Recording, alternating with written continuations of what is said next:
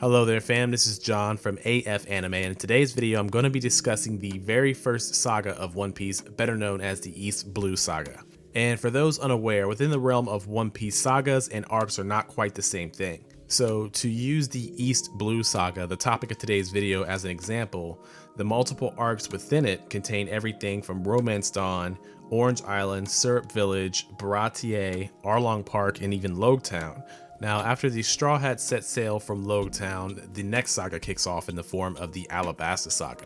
Now, for the purposes of this video, I'm going to be making my case as to why the East Blue Saga was a near perfect example of building a narrative and world building. Now, I know the East Blue Saga is incredibly old news, but it still is very important to the narrative of One Piece. Plus, selfishly, as a longtime One Piece fan, I'm only recently starting to watch the anime, and as such, I think it's a great time for me to offer up my thoughts and my analysis on the very first saga of One Piece.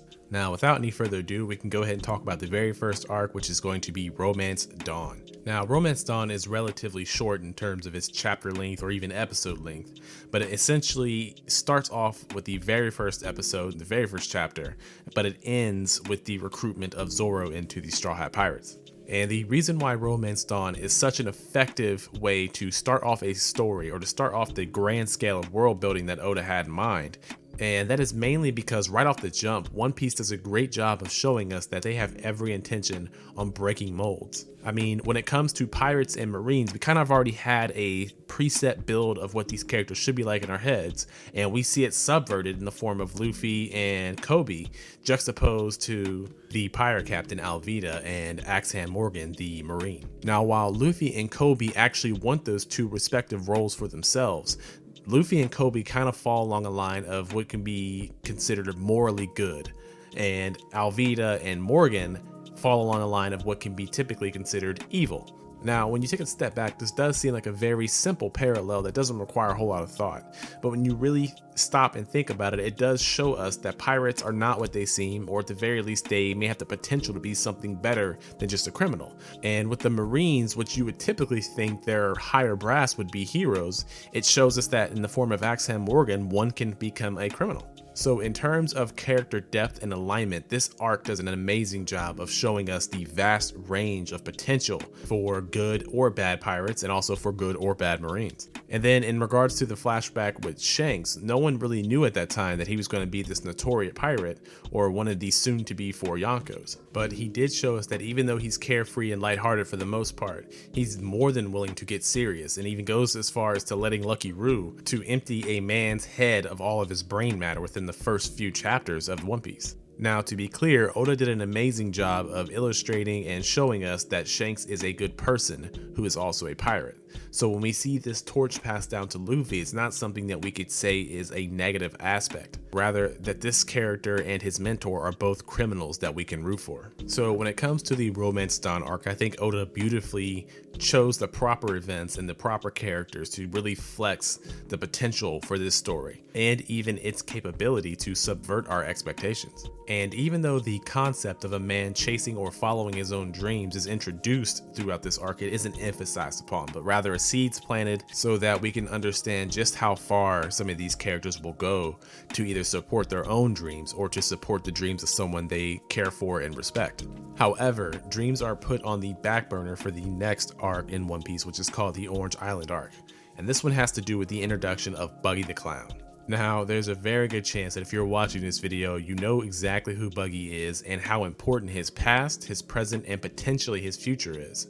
But within the context of this second arc of One Piece, none of that is super relevant. Rather, we just know that he's an influential character and a very powerful pirate. But on the protagonist end of things, we kind of get a duo feeling from Zoro and Luffy until Nami begins to assist them throughout this arc. And so with regards to the Orange Island arc, it does a great job of showing us what the potential for a crew like Luffy's, or even a crew like Buggy's, to influence the town or the people around them. And when it comes to the heroes of this story, much like the last arc, we see that Luffy has a knack or potential to liberate people from oppressive figures. So like Axan Morgan captain, and the Romance Dawn arc was an oppressor to younger Marines or less influential Marines. And in a similar vein here, Buggy the Clown has an entire village held under his power and his oppression. And so with Luffy being their adversaries throughout these arcs and his whole the Great Liberator motif aside, we also get to see the first Devil Fruit user aside from Luffy. And this does a great job of expanding the world and showing us that Luffy isn't just going to be OP because he's stretchy, even though I'm fairly certain that's what Oda had intended in the first place, was just the Gomu Gomu no Mi, and that being the only Devil Fruit. But thankfully we get to see Buggy and his Devil Fruit on full display, and a character as strong and as promising as Zoro is one-upped by that Devil Fruit almost instantly. And then after Luffy got himself captured, they had to rely on the assistance of Nami to get them out of that sticky situation. And this is all at a time where Nami admittedly does not like pirates, and yet still is interacting with both good and bad pirates at the same time. So after Romance Dawn, where things are fairly straightforward and kind of black and white in terms of morality, this one actually does a little bit better job of showing us the potential for complex relationships and complex characters and complex crews, while also showing us that the main protagonist of our story can't just get by being physically overpowered, but rather they need to show some form of intelligence, or they need to rely on some intelligent people to get them through this overarching story that's literally just beginning. So narratively, we just get another Devil Fruit reveal and another character who is linked to Shanks. And aside from their conflict with each other, it also does a great job of showing us how pirates can influence their surroundings for better or for worse. So to summarize all of that, the second arc in the One Piece world does an amazing job of showing us how pirate crews can operate, how they can influence the people around them, and also the effects they can have on one another. Alright, so naturally we are moving on to the third arc of the East Blue Saga, and that's going to be the Syrup Village arc. Now with this arc, we get a little more expansion on the possible personality types that we can see with some of these pirates. And the two men who were responsible for expanding our understanding of pirates within the One Piece story, at least for this arc, are going to be Usopp's father, Yasopp, and also Kuro of the Black Cat Pirates. Now, with these two characters in particular, it also goes to show us how perception of pirates can affect the people of the One Piece world. For example, like with Yasopp, his family doesn't necessarily disapprove of his choice to go out to sea, but the entirety of Syrup Village, aside from Usopp himself and his mother, look down on that decision. While on the other hand, Captain Kuro, who is parading around as a butler, is for the most part accepted by the citizens of Syrup Village, and really kind of even being seen as a savior of sorts, since he is parading around as a butler and taking care of the remaining heir of a wealthy family of Syrup Village. So once the story plays out, when it comes to Yasopp, it becomes debatable whether or not he is a deadbeat dad, but for sure, he's not a bad person. However, when it comes to Captain Kuro and understanding that character and how his story plays out, it is undeniable that man is pure evil. And if you didn't know the story of Captain Kuro, I can go ahead and elaborate and sum it up as quickly as possible. So he was a pirate before the events of Chapter 1 of One Piece, and his pirate crew, the Black Cat Pirates, gained some notoriety for being a particularly vicious crew. And though he was considered a formidable and dangerous pirate, he's a little bit different from Buggy and Luffy and Alvida, the characters we've seen who just kind of pursue what they want without, caring what other people do or think. Kuro was actually a bit more underhanded and a bit more sneaky and a bit more calculating. So what he wanted to do was to escape the persecution from bounty hunters, Marines, and other pirates. So he faked his own death. And then he told his crew to meet up with him in 3 years, and they thought this was just for him to kind of rebuild the crew, but he had every intention on murdering them once meeting up. Since he kind of just wanted to retire in peace, he found a viable path to that peace as playing butler for the wealthy family of Syrup Village. However, he was planning to usurp that family's wealth by killing off its remaining heir just after he would force her to sign a document making him the remaining heir. And then what he would have done was killed off his old crewmates to kind of help cover up his past, and then he would use that money to essentially retire in peace. So even though he is clearly evil, unlike the other pirates that we've seen so far, he doesn't have aspirations to grow or to be notorious or to get more powerful. He just wants to retire in peace, and he's willing to do nasty and wicked things to get there. Now, to be quite honest, I didn't really find this character to be super captivating when I was going back and watching this series. However, the stark differences that Oda created for this character do help expand our understanding of what pirates can be like. I mean, is clearly an evil guy, but unlike a lot of evil characters who seek to dominate, this one just wants to retire in peace. And aside from the fact that our understanding of how pirates operate is expanded in this arc, we also get the beginnings of an ongoing trope with Ichiro Oda and his main characters for the Straw Hat crew, as most, if not all of them at this point, have some form of a tragic and sympathetic backstory. And then we also get a cool bit of Oda's foreshadowing throughout this arc when we get to see that Yasop, the character that we actually met in chapter 1, was Usopp's father. And then Oda also even doubles down with the concept of chasing one's dream, as we've gotten Zoro's when he joined, and Usopp is technically the second member to officially join the Straw Hats, so we get his dream as well. So while the conflict of this arc was fairly condensed and not super exciting, it does still manage to do a great job of expanding our understanding of the One Piece world. Alright, so the fourth arc in the East Blue Saga is going to be the Bharatiya arc. And while this arc does have some narrative parallels to the last 3 arcs, this one does a much better job of showing us the depth and scope of the insurmountable odds that Luffy and his crew will have to go through to reach the top. And this would namely come in the form of the villain of this arc, who is Don Krieg, a captain who, despite being considered the most formidable crew within the East Blue, was immediately squashed upon entering the Grand Line. And though we've had some mentions of the Grand Line up until this point, it isn't until we meet Mihawk that we really truly understand how far Luffy, Zoro, and the other Straw Hat pirates will have to go in order to reach the pinnacle of piracy. Now, obviously, the arcs have been expanding in terms of length, moving from the first to the fourth. So Bharatiya naturally was the longest arc at the time of its release. And that kind of works out because Oda did an amazing job of expounding upon all the major players in this arc. For example, Owner Zeph, we get to see that he formerly was a pirate and now he's living his dream of running a restaurant. And then we get to meet the character Gin, who is an amazing character in terms of how Oda uses him to show us the concept of loyalty in One Piece, or the concept of generosity when it comes to Sanji feeding him. Also, he serves as an excuse for Luffy to see the quote-unquote goodness in his potential cook with Sanji. Now, character growth aside, we also get to see how out there some of these fights and some of these characters can be. For example, Don Krieg and his ability to use a multitude of weapons to increase his odds of winning a fight. And this is a good thing to expand the potential for characters and for battle within the One Piece world, because up until this point, the 3 forms of fighting were through blades, through raw strength, and through devil fruit. And even though Luffy comes out on top versus Don Krieg, we watch Zoro take an amazing loss from the person who he's looking to supplant in the future. And aside from getting some amazing character interactions and some amazing moments from Zoro in particular, we see that he has a long way to go before he could ever even get close to being as good as Mihawk. So that really just kind of served as a nice piece of action, but also another way for Oda to re-emphasize the importance of dreams when it comes to the Straw Hat Pirates. Now, we've known Zoro's dream since essentially the beginning of the story, but this served as a great way for Oda to double down and to reassure us that no matter what, Zoro is going to pursue this dream, even if it means death.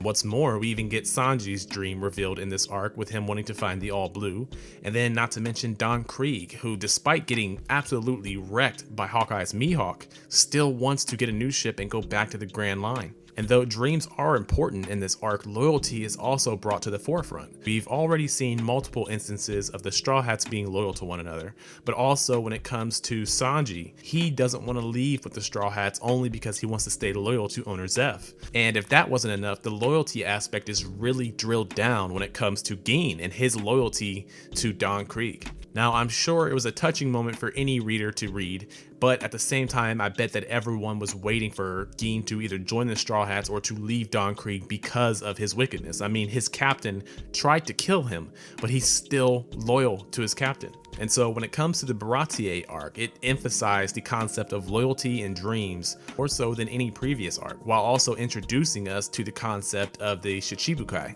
And right on track with the previous arcs, this one also manages to world build and to expand our understanding of the One Piece universe very efficiently, while also giving us another amazing Straw Hat in the form of Sanji. And while all of these Straw Hats are funny in their own right, Sanji has to be the most hilarious Straw Hat to me at least until the Thriller Bark arc. Now, moving right along, the 5th arc of the East Blue Saga is going to be the Arlong Park arc. Now, while that is hilariously fun to say, it is an amazing arc in terms of greatly expanding the One Piece world as we know it by introducing us to a new race called the Fishmen. And what's more is these fishmen that we get in the Arlong Park arc are also a pirate crew who operates in a way differently than most of the pirate crews that we've seen so far. And this would be evident by how the Arlong pirates operate more like a mafia. They are essentially extorting the people of Kokoyashi village just for the sake of existing. And what's more, the Marines that they're bribing are also kind of underhanded in the sense that they are accepting bribes from the Arlong pirates for the sake of keeping them under the radar. And this would effectively allow them to acquire information and power while avoiding the attention of higher ups like the Marines or the world government. And with that interaction, we see the differences between the Arlong pirates, the Marines involved with Kokoyashi village, and the ones that we've seen prior. And on top of expanding our understanding of those two, he even mentions Jinbei, one of the 7 warlords of the sea. And this character is one who doesn't pop up for another 300 to 400 chapters. And I'll go ahead and even throw in a personal note to state that Nami's backstory is probably my favorite amongst the Straw Hats. So, to simplify the narrative world building that took place within the Arlong Park arc, we managed to get a better understanding of how Marines and pirates can actually work together to cause trouble, and this would serve as both a similarity and a foreshadowing as to how the 7 warlord system or the Shichibukai system would operate. And in this arc, we also get introduced to the first non-human race in the form of the Fishmen. And while doing that with the emotions and the feelings and the intent of Arlong, we also see that there is still some racial tension between these races that are yet to be revealed. Also, despite Nami being with the Straw Hats for nearly 3 arcs now, she finally changes her mind on her opinions of pirates, and then joins every other member of the Straw Hat crew so far by having a dream that aligns with their goals as well. So that would be the Arlong Park arc and its narrative influence on the world building of One Piece. So we are now moving on to the final arc of the East Blue Saga, and that would be the Lowtown arc. So the city of Lowtown or Logtown is actually an homage to the words prologue and epilogue. It also has a nickname of being the town of the beginning and the end. And the name and its meaning go a bit beyond just tongue-in-cheek wordplay from Oda himself. With this one, we actually get the birthplace and the death place of Gold D. Roger. We also get the beginnings and ends for many pirates, since this town is just north of the Calm Belt and just outside of view of the Red Line. It is one of the most common, if not the most common place for pirates who are looking to move on to the new world to stop and stock up on supplies before enduring their journey. And in opposition to that, it is the end of the journey for many pirates since there's a marine base there. And in particular, when Smoker got assigned to that position, he was really able to stand out from the marines that we know up until this point because he was capturing mass amounts of pirates, not to mention Buggy and Alvida in a later point in the arc. So we get some narrative parallels with Luffy and Roger's journeys, while at the same time establishing that this served as the end of a prologue and the beginning of an epilogue. Now, on top of the significant meaning of the town's name and its effect on the story, we also get a lot of foreshadowing into the depth of the One Piece world in terms of its world building. For example, we get many first experiences when it comes to Lowtown and the journey that Luffy has ahead of him, such as a slightly better understanding of the hierarchy amongst the Marines, and our first Marine who is a genuine threat to Luffy's well-being. And speaking of Smoker, he actually serves as a vessel to introduce us both to a Logia class of Devil Fruit on top of the concept of Sea Prism Stone, which gives us the ability to understand the depth of devil fruits and their capabilities, but at the same time the ability to stifle or to nerf them altogether. And what's more, Oda also uses this arc as an opportunity to foreshadow a lot of things that we won't come to know or understand for quite some time within the One Piece world. And one of the examples of this would be Monkey D. Dragon and his relationship to the Revolutionaries, which is a group that stands outside of the Marines and the pirates. We also get the relationship between Shanks and Mihawk foreshadowed here, and alongside foreshadowing, naturally, Oda also even gives us a taste of what fate is like in the world of One Piece. Now, when it comes to fate in this arc, it would have to do with Luffy surviving his execution on the very same platform that Roger was executed on. Also, Luffy is lucky enough or fated enough to survive an encounter with Smoker by his biological father showing up to stop Smoker from capturing him. And what's more, the typical setting of Lowtown or Logtown is that it is clear and sunny on most days and rarely partly cloudy. Yet the day that the Straw Hat Pirates stroll in there, a huge storm is brewing, almost as if to foreshadow and show us the fate of the Straw Hat Pirates after they set sail from this island. And then you have Zoro's encounter with Tashigi, which almost seems like fake considering she is the spitty image or almost even identical to the appearance of Kuina had she survived. And this seemingly fated encounter allows him to acquire these swords for free from the swordsmith. All this was with her assistance. And on top of that, the whole incident with Daddy and Usopp acquiring his goggles, even though it was considered filler, the whole conflict between Usopp and Daddy Masterson was initially supposed to be canon. It's just that Oda wanted the adventure of the Grand Line to start at chapter 100, so he cut it. So another aspect of fate that would have been in the story as canon would be Usopp winning a battle against a man that his father also defeated. So looking at all the things that Oda managed to accomplish with the Lowtown arc, it still stands to be one of the shortest arcs in the history of One Piece, standing at a whopping 5 chapters. And so despite it being an incredibly short arc, and with no central bad villain to go up against, Oda did an amazing job of expanding the world as we understood it, and manages to foreshadow the challenges that Luffy and the Straw Hats would be facing upon entering the Grand Line. And so from chapter 1 to chapter 100, or from Romance Dawn all the way up until Lowtown, that is Ichiro Oda giving us the ever-expanding world of One Piece. And by taking his time and stretching out the build-up to the Grand Line, Oda was able to give the reader an enjoyable adventure while acquiring the Straw Hat Pirates that we have so far. And he also even manages to take his sweet old time establishing the concept of dreams and the narrative importance of dreams when it comes to the One Piece story. So that is pretty much going to conclude my narrative breakdown of the importance of the East Blue Saga. And considering that this saga ended over 900 chapters ago, I gotta say that this is truly an example of masterclass world building. So with that being said, I'm gonna go ahead and wrap this video up. If you've made it this long into the video, I really do appreciate it. Let me know in the comment section down below what your favorite moment of the East Blue Saga was and what your favorite arc of the East Blue Saga was. For me personally, my favorite moment was the Zoro versus Mihawk incident. However, my favorite arc though is actually Arlong Park. I just feel like Nami's family's backstory was just amazingly done by Oda. And then on top of that, we get a conflict where most of the Straw Hats get their moment to shine, whether it be fighting or character development. So once again, thank you so very much for tuning in. If you guys enjoyed this video, please like, share, and subscribe. Also, let me know if there's anything in particular you want me to touch base on when we reach the next saga, which would be the saga of Alabasta. That would range from the Reverse Mountain arc all the way up to the Alabasta arc. Now, I will try to have that video out soon, but in the meantime, this has been John from Adam's Fam Anime, and I will see you guys in the next video.